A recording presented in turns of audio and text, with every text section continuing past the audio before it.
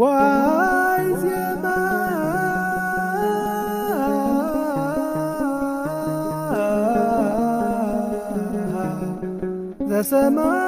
ዘሰማይ ኩበ ሰማይ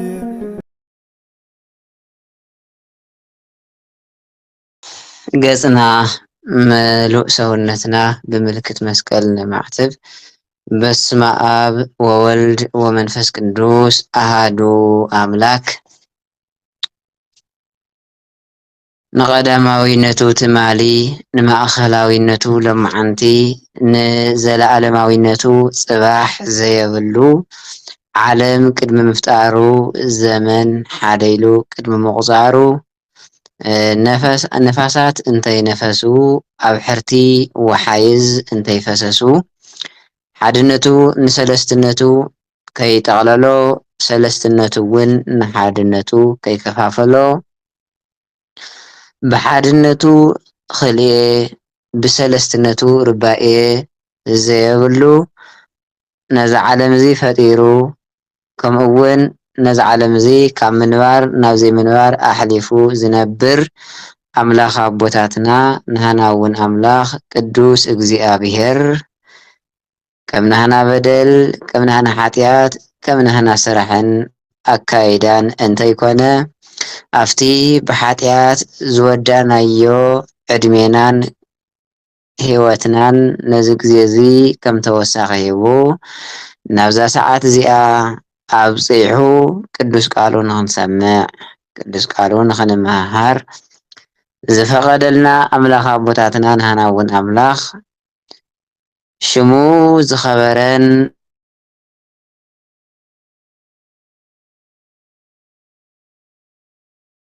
ኔትወርክ ይሽክርከር ኣሎ።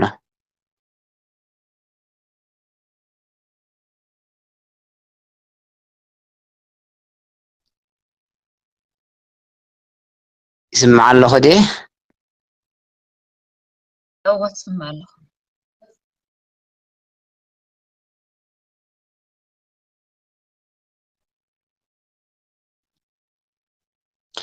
እሺ ናብዛ ሰዓት እዚኣ ዘብፅሐና ቅዱስ እግዚኣብሔር ሽሙ ዝኸበረን ዝተመስገነን ይኹን።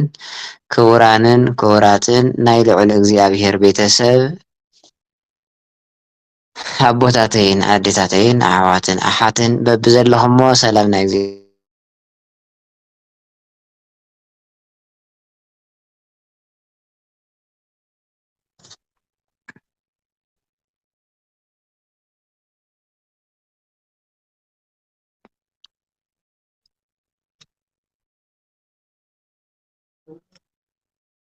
ልማዓንቲ ንምሃሮ ወይ ድማ ናይ ልማዓንቲ ትምህርትና ምዕራፍ 4 ናይ መዝሙር መፅሓፍቲ ናይ ጥበብ መፅሓፍቲ ዝብሉ ኢና ልማዓንቲ ክንርኢ ማለት እዩ። ክሳብ ሕዚ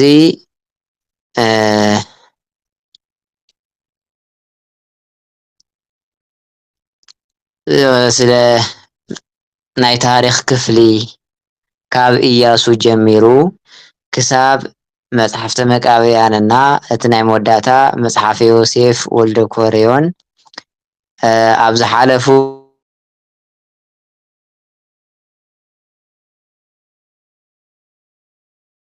ኢና ናብ ናይ መዝሙርን ናይ ጥበብን መፅሓፍቲ ኢና ክንኣቱ ማለት እዩ።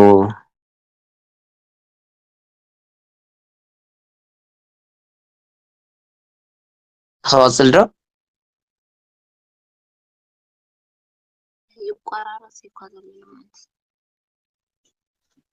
እወ ሸበኻ ሽክርከር እዩ ዘሎ ብዙሕ ኣይሰርሕን ዘሎ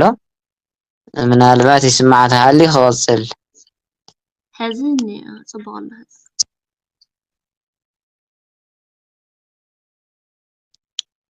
እሺ ብዝተኻእለ መጠን ዋላ ሕፅር ንምባል ክሞክር እየ።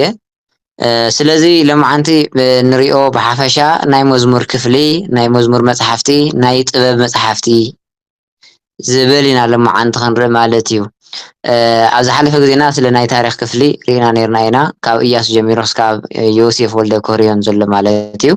ለማዓንቲ ድማ ካብ መጽሓፈ እየው ጀሚሩ ክስካብ መጽሓፈ ሲራክ ዘለው 8 መጽሓፍቲ ናይ መዝሙር ናይ ጥበብ መጽሓፍቲ ኢና ክንርኢ ማለት እዩ ስለዚ ናይ መዝሙር መጽሓፍቲ መዝሙር ማለት መጀመርያ እንታይ ማለት እዩ መዝሙር ማለት ብግዕዙ ዘመረ ኢሉ ብትግርኛ አመስገነ ካብ ዝብል ናይ ግዕዝ ቃል ዝተወሰደ ኮይኑ መዝሙር ማለት ምስጋና ማለት እዩ ውዳሴ ማለት እዩ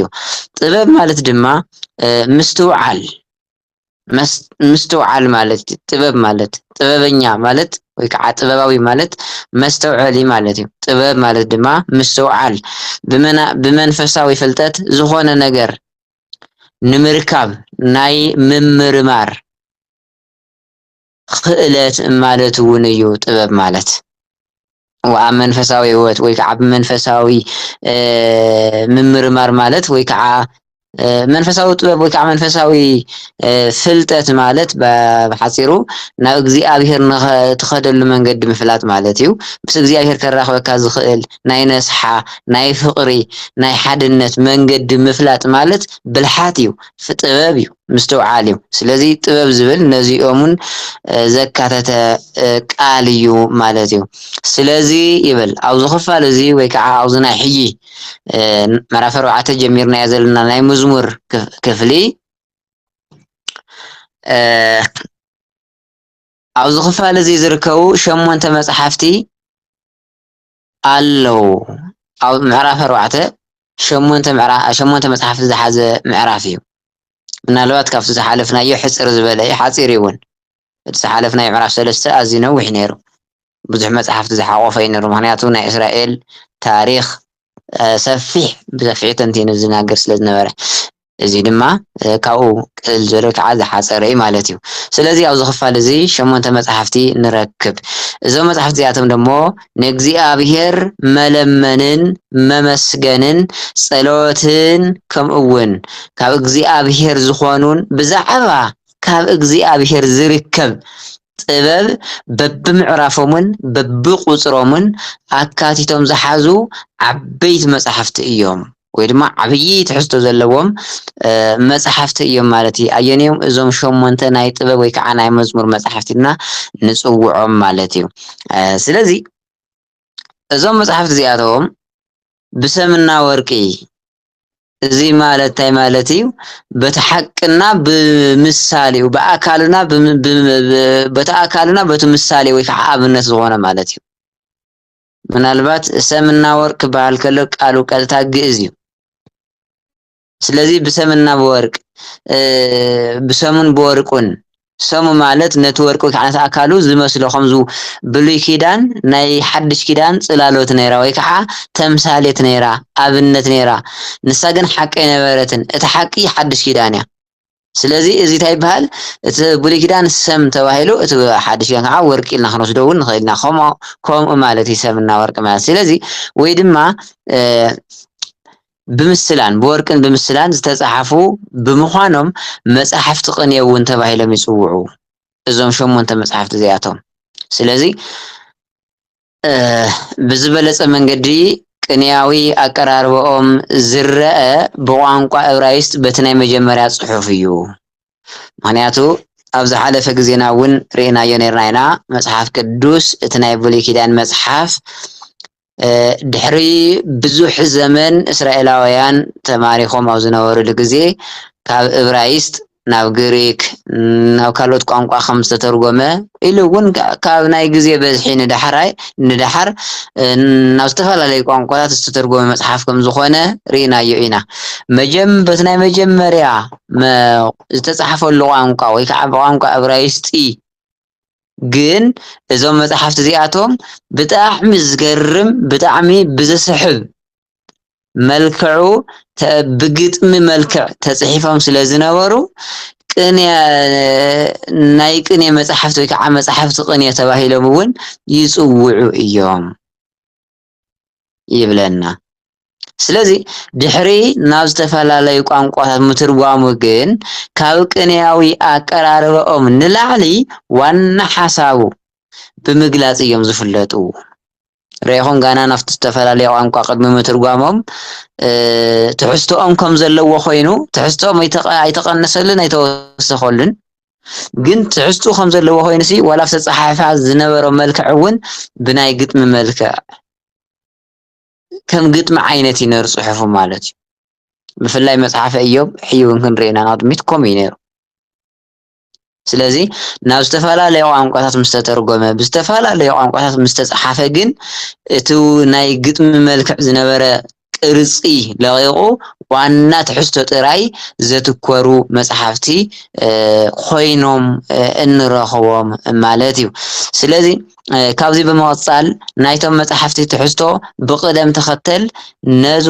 ዝስዕብ ይመስል እቶም ናይ ጥበብ እቶም ናይ መዝሙር መጽሐፍቲ ዝበልናዮም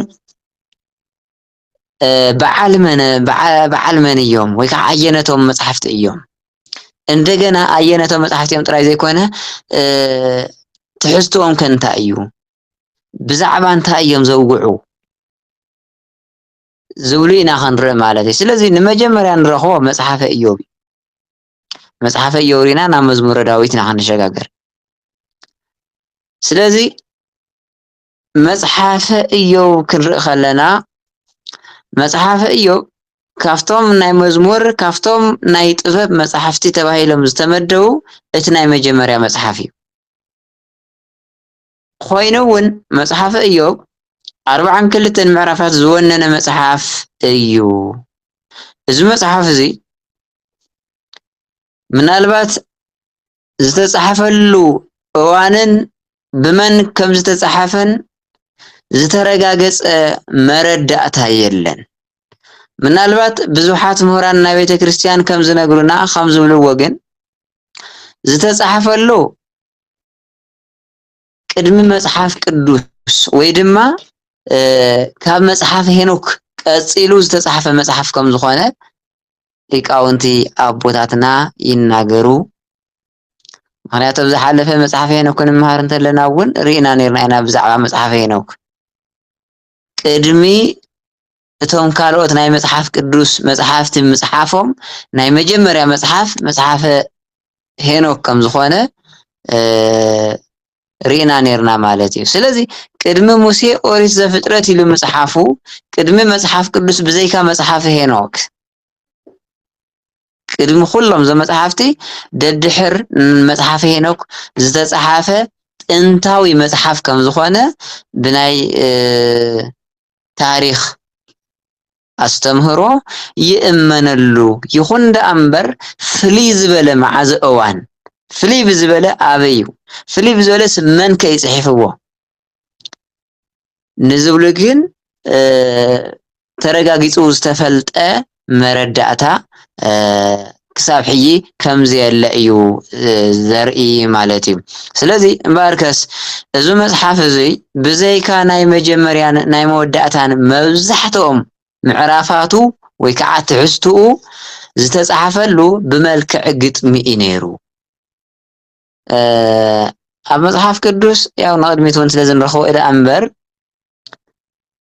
መጽሐፈ ኢዮብ መዝሙረ ዳዊት ከምናወሉ ዝተፈላለዩ ካልኦት መጽሐፍቲ እውን መጀመርያ ብቋንቋ ዕብራይስጥ ክጽሓፉ እንተለው ገለገሊኦም እቶም መጽሐፍቲ ከተም ሒዝ ጠቀስኮምን ካልኦትን ብግጥሚ መልክዕ እዮም ተጻሒፎም ነይሮም ናይተን መስመር ጽሑፋት መወዳእታስ ተመሳሳሊ ማለት እዩ ሎሚ ኣብ ዝተፈላለዩ ቋንቋታት ክትርጎም እንተለግን ምናልባት ትሕዝትኡ እዩ ዘይለቐቐ እምበር እቲ ናይ ግጥሚ ቅርጺ ዝነበረ እቲ ናይ ግጥሚ መልክዕ ዝነበረ ዳርጋ ክሃስስ ክኢሉ ማለት እዩ እና በተመሳሳሊ እዚ ናይ መጀመርያ ናይ መጽሐፈ መዝሙር ኢልና ንምድቦ ዘለና መጽሐፈ ኢዮብ እውን ብዘይካ ኣብ መጀመርያን ኣብ መወዳእታን ዘለው ምዕራፋት እቲ መብዛሕትኡ ኣብቲ ማእኸል ዘሎ ምዕራፍ ብግጥሚ መልክዑ ዝተጻሕፈ መጽሐፍ እዩ ነይሩ ዝተጻሕፈ መጽሐፍ እዩ እና ስለመን ከይ ዘውግዕ ብዛዕባ እንታይ ክንብል እንተለና መጽሐፈ ኢዮብ ፈተውቲ እግዚአብሔር ዝኾኑ ወይ ከዓ ናይ እግዚአብሔር ደቂ ዝኾኑ ሰባት ብዝኾነ ፈተውቲ እግዚአብሔር ብዝኾኑን ንሕጉ ተኣዘዝቲ ብዝኾኑን ኣብ ልዕሊ ዝኾኑ ሰባት መከራ ክበፅሖም ከም ዝኽእል እንደገና ድሕሪ እቲ ዝበፅሖም መከራ ወይ ከዓ ነቲ ዝበፅሖም መከራ ብትዕግስቲ ሓሊፎም እቲ በፅሒዎም ዝነበረ መከራን ፀበባን ሓሊፉ ንሱ ርሒቁ ብተቃራኒ ወይ ከዓ ብኣንፃሩ ዕፅፊ ዝኾነ በረከት ዕፅፊ ዝኾነ ዕረፍቲ ዕፅፊ ተዓፃፅፍ ዝኾነ ፀጋ ካብ እግዚኣብሔር ከም ዝረኽቡ ዘረድእ መፅሓፍ እዩ። ሓደ ሓደ ግዜ ናይ ቤተ ክርስቲያንና መፅሓፍቲ ካብ ካልእ ናይ ዓለም መፅሓፍቲ ፍልይ ዘብሎም ነገር እዚ እዩ።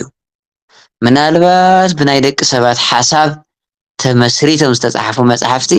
ንሓደ ወዲ ሰብ ሽግር ክመፅእ ከሎ እቲ ሽግር ንሱ ምናልባት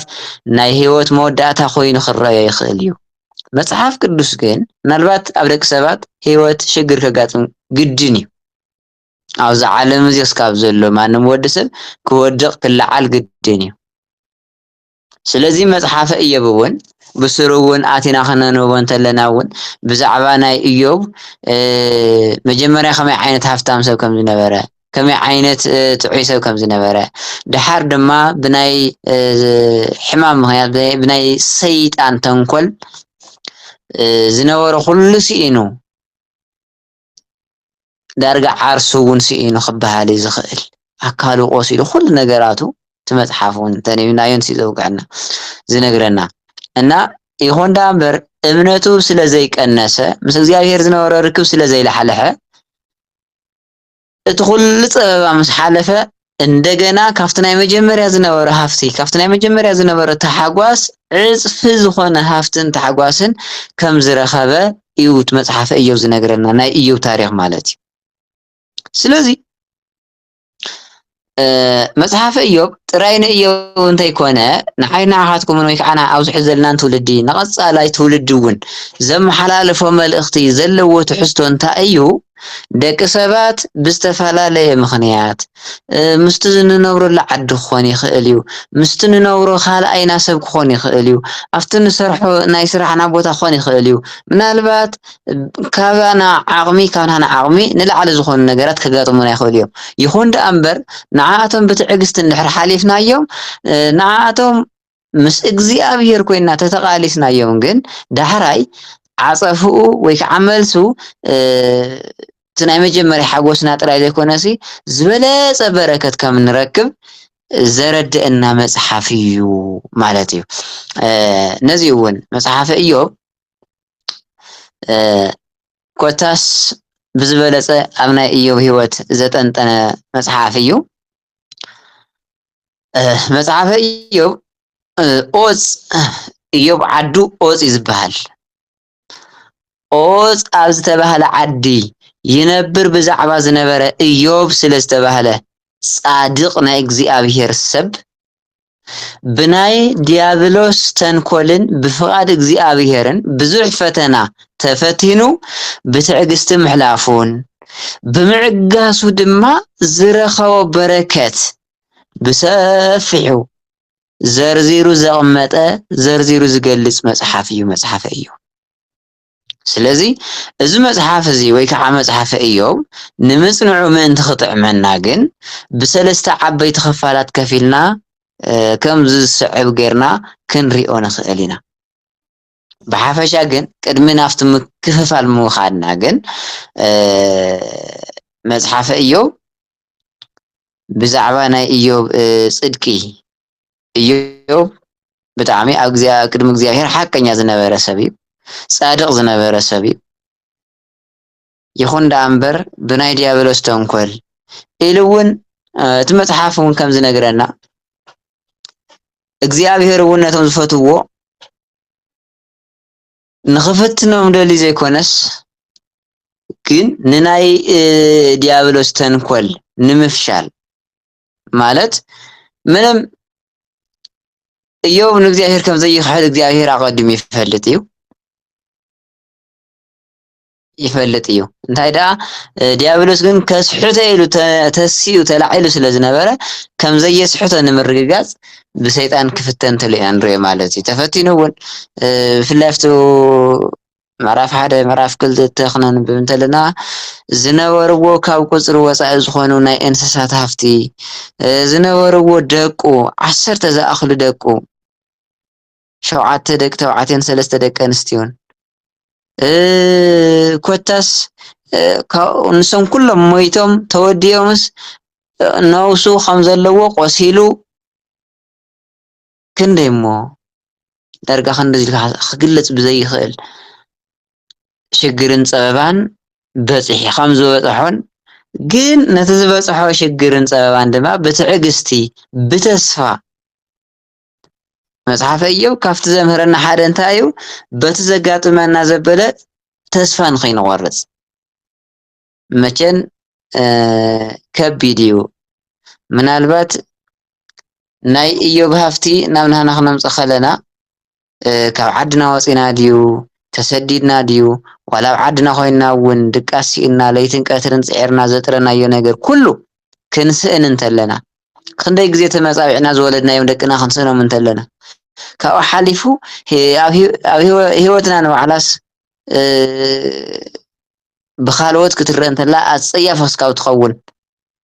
ክንኮን እንተለና እንታይ ዓይነት ስምዒት ከም ዝስምዐና ፍሉጥ እዩ ኢዮብ ግን እዚ ኩሉ እዚ በፂሕዎ እዩ እዚ ኩሉ በፂሕዎ እዩ ነዚ ኩሉ እዚ ግን ብተስፋ ተሳጊርዎ ስለዚ ብዙሕ ግዜ መጽሓፍ ቅዱስ ስለ ሕሉፍ ታሪክ ኣይኮነን ዝነግረና እዚ ማለት ብርግጽ መጽሓፈ ኢዮብ ብጣዕሚ ብዙሓት ኣሽሓት ዓመት ዝገበረ መጽሓፍ እዩ ካብ ዝፀሓፍ ሕሉፍ ታሪክ ክመስለና ይኽእል እዩ ግን ሕሉፍ ታሪክ ኣይኮነን እዚ መጽሓፍ እዚ ክነንብብ እንተለና ንሕናስ እንዴ ኣብዚ ናይ ፈተና ዓለም ክሳብ ዘለና ምናልባት ፈተና ዘይበፅሖ ሰብ የለን ዕንቅፋት ዘይዕንቀፍ ሰብ የለን ብፍላይ ከዓስ ኣብ ሃይማኖት ውሽጢ ኮይኑ ካብ ሃይማኖት ወፃኢ እንድሕር ኮይንካ ምናልባት ዕንቅፋት ዘይከንዕንቀፍ ንኽእል ኢና ኣብዚ ኮይንና ግን ብዝተፈላለዩ ብመሓዙትና ብነብራና ብስራሕና ብኩሉ ነገር ተስፋ ዝቆርፅ ነገር ገጥመና ይኽእል እዩ ተስፋ ክንቆርፅ ከምዚ የብልና ግን ዘርኢ ዘረድእ መጽሓፍ እዩ ስለዚ መጽሓፈ ኢዮብ 42 ምዕራፋት ዝሓዘ መጽሓፍ እንትኸውን ንምጽንዑ ምእንቲ ክጥዕመና ግን ብሰለስተ ዓበይቲ ክፋላት ወይ ከዓ መደባት መዲብና ክንሪኦ ኢና ማለት እዩ ቀዳማይ ካብ ምዕራፍ 1 ክሳብ ምዕራፍ 2 ወይ ከዓ ክልቲኦም ምዕራፋት ማለት እዩ ኣብዚ ክፋል እዚ ኢዮብ 7 ኣወዳትን 3 ኣጓላትን ደቁን ምስ ዝነበርዎ ኣባጊዕን ኣግማልን ኣኢድጉን ዝተፈላለዩ ናይ እንስሳት ሃፍትን ብሞት ምኽንያት ብምስኣኑ ዝበፅሖ ፈተናን መከራን ብሰፊሑ ተዘርዚሩ ንረክብ ኣብዘን 2 ምዕራፋት እዚአን ክነንብብ እንተለና እዚ ነገር እዚ ንረክብ ኢዮብ 10 ውላድ ነይሮም 10 እዮም ብሓንቲ ፀሓይ ብሓንቲ መዓልቲ ሞይቶም ናይ ኣባጊዕን ናይ ኣግማልን ናይ ኣኢድጉን ናይ ከፍትን ሃፍቲ ብጠቕላላ ኣብኡ ልምዓት ተዘርዚሩ ንሱ እውን ስኢኑ ኢኹም ኣብዚ ኩሉ እዚ ግን ተስፋ ኣይቆረፀን እዩ እግዚአብሔር ወሃበ ወእግዚአብሔር ነስአ መጀመሪያ እውን እግዚአብሔር ይሁን ሕጂ እውን እግዚአብሔር ወሲድዎ በቃ ከመይ ዝበለ ጽኑዕ መምህር ኢዮብ ግን ብሓቂ ብጣዕሚ ከቢድ እዩ ንሕናስ ናይ ሓንቲ ወርሒ ደሞዝና ተተኸሊና ንባዕሉ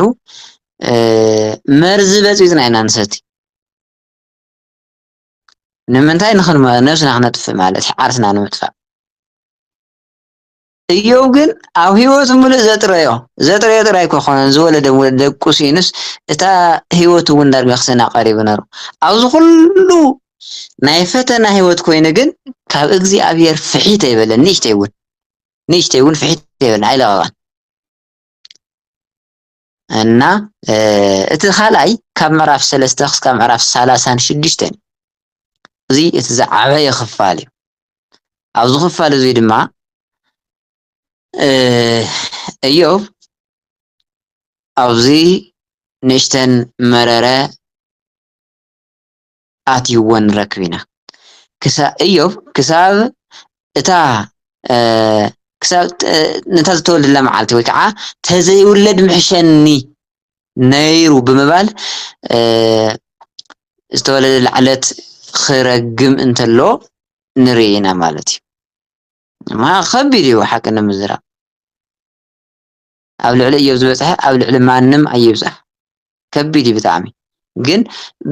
ምስ እግዚኣብሔር ዝነበረ ፍቅሪ ጥንኩር ስለ ዝኾነ ግን ዳሕራይ ዝረኸቦ ክነንቦ ኢና ስለዚ እንደገና ናይ ኢዮብ መሓዙት ኤልፋዝ በልዳዶስ ሳፋር ኣብ ልዕሊ ኢዮብ ዝበፅሐ መከራ ብምኽንያት ሓጢኣት ኢዮብ እዩ ብምባል ዘቐረብዎ ወቐሳ ንረክቦ እዚ ሰለስተ መሓዙት ከዓ ሰለስተ ፈተውቲ ነይሮም እዮም መፅምኡ ዝተፈላለየ ክሳብ ሳልሳይ ግዜ ዝተነጋገርሉ ንግግር ኣሎ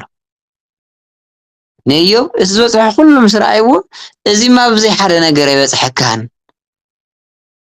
ምናልባት ክንሓስቦ ከለና የጠራጥር ዶ መስለኒ ግን ኢዮብ ከምኡ ኣይኮነን ከምኡ ኢሎሞ ነይሮም ንሳቶም እዙይ ብሓጢኣትካ ምክንያት እዩ መፂካ ኢሎሞ ግን ብሓጢኣት ምክንያት ኣይኮነን እዩ ስለዚ እንደገና ናይ ኢዮብ ፈተውቲ ዘቕረብዎ ኢዮብ ማለት እዩ ኢዮብ ነቶም ፈተውቱ ዘቕረቦ ናይ ወቐሳ መልሲ እንደገና ኣብቲ ናይ መወዳእታ ኣከባቢ ኤሊሁ ዝተባሃለ መንእሰይ ፈታዊ ናይ ኢዮብ ንኢዮብን ነቶም ፈተውቲ ኢዮብን ዘቕረብዎ ወቐሳን ርእቶን ብሰፊሑ ኣብዞም ምዕራፋት እዚኣቶም ተገሊጹ ንረኽቦ ሳልሳይና ናይ መወዳእታ ካብ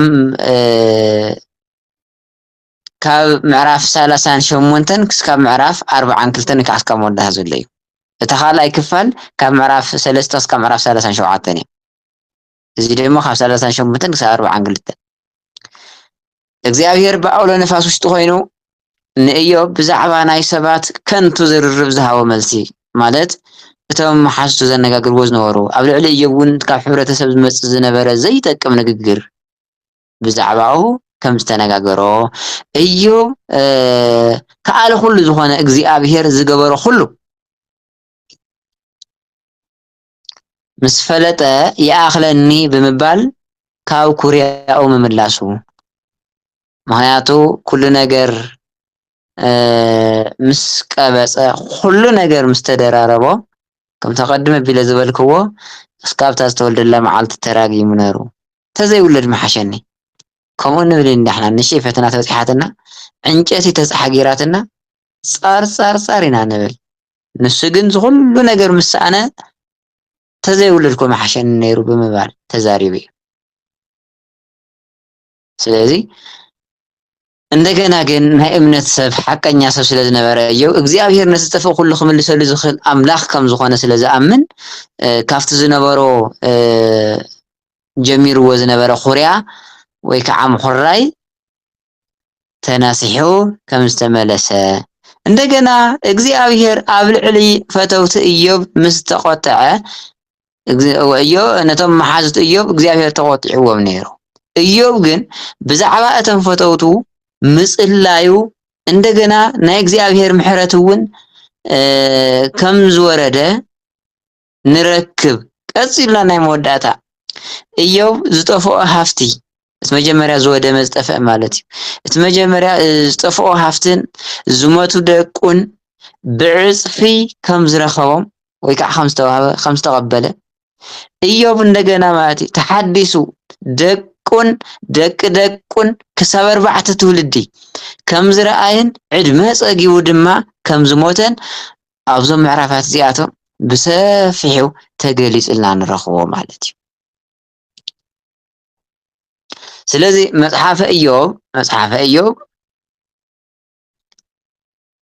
ብጣዕሚ ኣቲና ክነንብቦ እንተለና ሰፊሕ ትሕዝቶ ሰፊሕ ቁም ነገር ዝሓዘ መጽሓፍ እዩ ምናልባት መጽሓፈ ኢዮብ ንፈልና መልእኽቲ ተሃልዩ እንታይ እዩ ንኽንዕገስ ولا أبنا يعقوب ملأخت ونلو إيو تتغيس مالتي بتعجستي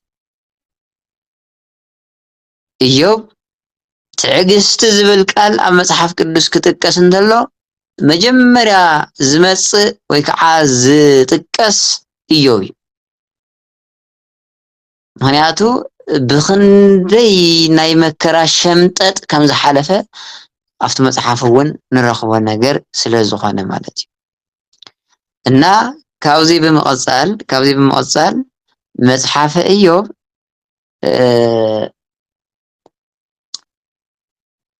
ካብቶም ዝሓዞም ቁም ነገራት ሓደ ክልተ ነጥቢ ንዓና እውን መሓዝ ኣገዳሲ ስለ ዝኾነ ቀዳማይ ምናልባት ከም ተቐድመ ኣቢለ ዝበልኩኹም ኣብ ናይ ፈተና ዓለም ኢና ንነብር ካልእ ዓለም ኣይኮነን ዘለና ኣብቲ ኢዮብ ዝነብረሉ ዝነበረ ዓለም ኢና ንነብር ዘለና ካልእ ህይወት እውን የብልናን ናይ ኢዮብ ተመሳሳሊ ህይወት እዩ ዘለና ካብኡ ዝሓለፈ ብርቂ ዝኾነ ህይወት የብልናን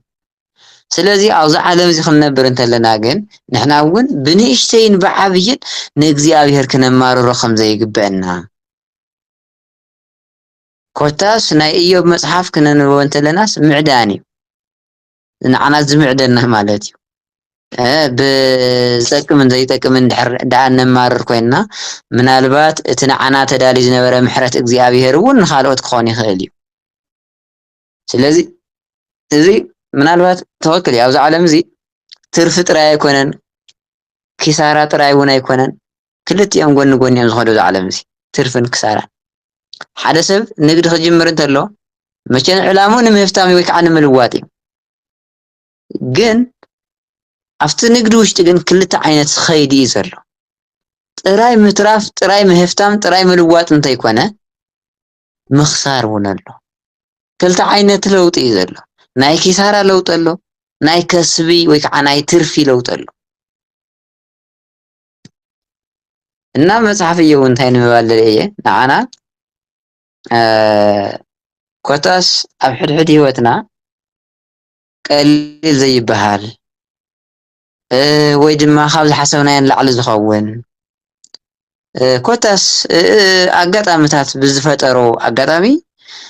ዝተፈላለየ ፈተና ከዕንቅፈና ክመፀና ይኽእል እዩ ክረኽበና ይኽእል እዩ ሰባት እውን ስለ ዝኾንና ሰብ እንድሕር ኮይኑ ከይተፈተነ ስቆይ ይብል እና ነቲ ፈተና ንሱ ብትዕግስቲ ማለት ብትዕግስቲ ክበሃል እንተሎ እግዚኣብሔር ነቲ ሽግር ንሱ ሕሊፉሲ ካልእ ረሃዋ ከም ዘምፅእ ነቲ መጀመርያ ንፈልጦ ሓጎስ ጥራይ ዘይኮነሲ ዕፅፊ ዝኾነ ሓጎስ እግዚኣብሔር ክበና ከም ዝኽእል ብምእማን ናይ እግዚኣብሔር መዓልቲ ናይ እግዚኣብሔር መፂኡ ናባኻ ዝሰርሐላ ሰዓት ምፅባይ ግድን ከም ዝኾነ ወይ ከዓ ዓብይ ዋጋ ከም ዘለዎ እዩ ዝምህረና ማለት እዩ መጽሓፈ ኢዮብ ምናልባት ግዜ እውን ከይወስደልኩም መጽሓፈ ኢዮብ ብርግጽ እንሕረንዩናዮ ትሕዝትኡ ሰፊሕ ስለ ዝኾነ 42 ምዕራፋት እዩ ብሓፂሩ ግን ብክፍል ክፍል ኣቢልና ክንሪኦ ከለና ግን ነዚ ክስካብ ሕዮ ክንሪኦ ነፀናሕና እዩ ዝመስል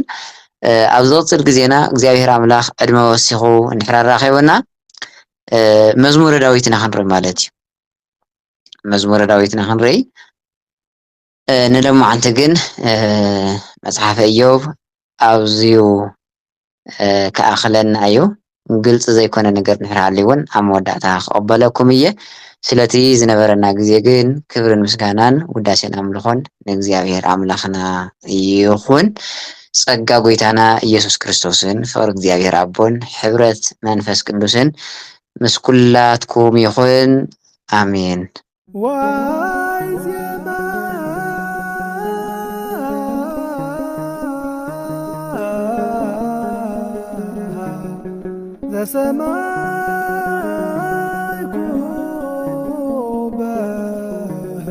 ሰማይ